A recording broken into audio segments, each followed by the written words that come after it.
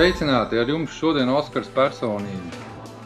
Ir sanācis tā, ka manā pamatnodarbošanās ir darbs ar klimatiskajām iekārtām, un man ir vēlme padalīties ar dažiem novērojumiem. Šoreiz es gribu parunāt par to, kā nelielas tehniskas kļūdas dēļ lielas investīcijas, kas investētas, lai ekonomētu, nespēja pildīt savus uzdevumus. Man te ir tā sagadījies, ka varu pētīt attālināti, kā darbojas ventilācijas sistēmas. Nu, lūk, skatāmies, ko es dažu dienu atpakaļ konstatēju, pārskatot mums uzticētās iekārtas. Ar attālināto vadību ir iespējams arī saprast dažādas procesus, kā strādā pat ventmašīna vai strādā korekti. Dotajā brīdī mēs esam atvēruši vienu objektu, kuram ir arī attālinātās vegonu vadība, ko mēs šeit redzam.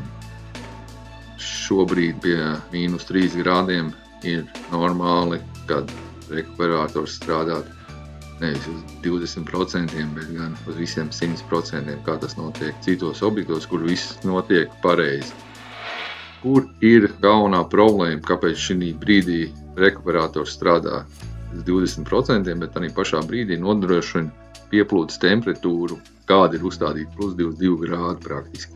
Respektīvi siltuma ārsts, kuram būtu šī brīdī ir uzrādās, ka viņš aizvēries līdz 0%, realitātē dzīvē kaut kādu iemeslu pēc viņš atrodas vaļā uz 100%. Vairāk varianti ir, protams, ir viens nepareizs automātikas slēgums, otrs ir bojāts vai nu sero pievada galva vai paša mehāniskā daļa ir bojāta.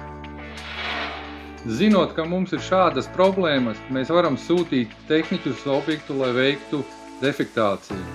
Un, ja tas ir iespējams, novērst problēmu. Dodamies uz objektu.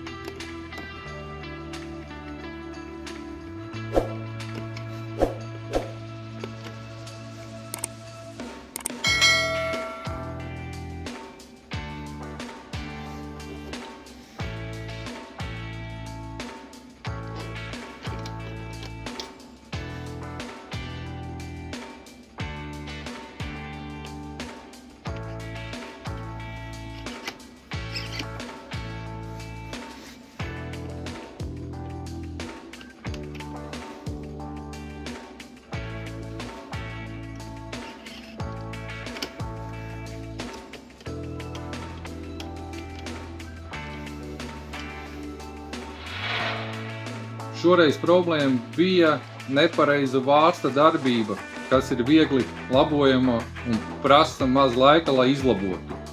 Iespējams, ka tev ir radies jautājums, ko mēs esam iegūši ar šo darbību. Tad nu lūk. Nomainot apkures vārsta darbības virzienu, mēs esam panākuši, ka pie negatīvas ārā gaisa temperatūras rekuperators strādā uz 100%, nevis kā iepriekš uz 20%. Kā arī piesilde notiek procentuāli pēc pieprasījuma. Šobrīd tas nozīmē, ka ieguldītie līdzekļi tiek atgriezti uz 100%, kā to paredz iekārtas tehniskie parametri.